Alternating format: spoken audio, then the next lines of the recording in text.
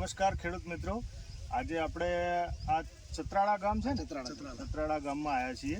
આપણા પ્રગતિશીલ ખેડૂત છે, તો પહેલા તો તમારું નામ જણાવો. મારું નામ મોહનભાઈ રેવાજી. મોહનભાઈ રેવાજી. બરોબર.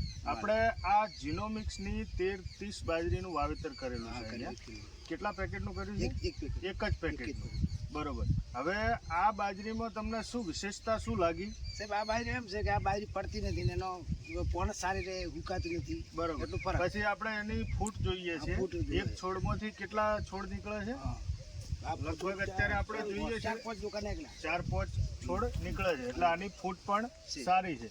આપણે અત્યારે જોઈ શકીએ છીએ કે એના ડુંડા પણ મજબૂત દાણાથી ભરાયેલા છે. 6 ફૂટ વધેલી છે. 6 ફૂટ વધેલી છે. બરોબર. હવે તમે કઈ જગ્યાએથી લાયા હતા બાજરી?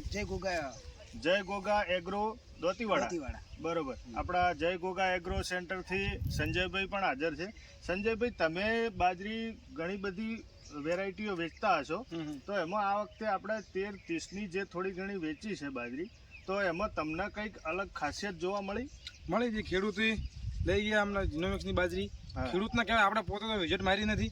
ખેડૂતના કહેવાથી જાણવા મળ્યું છે કે બાજરી સારી છે, હાઈટમાં સારી છે, ડુંડામાં સારી છે, પડવાનો ભય ઓછો છે, પાણી ઓછું પીએચ મળે તો બાજરીમાં જળવાઈ શકે છે. એટલે ઓલ ઓવર આપણે એક વસ્તુ કહી શકીએ કે ખેડૂતના હિત માટે આ જીનોમિક્સ બાજરીનું બિયારણ આપણને સારું અત્યારે સંતોષકારક લાગે છે. આપણે બાજુના ફિલ્ડમાં બીજી વેરાયટીઓ પણ જોઈએ છીએ, તો એ બધા કરતા આ બિયારણ તમને સારું લાગે છે ને? સારું લાગે મને તો. એક થેલી પણ સારું લાગ્યું. બરોબર.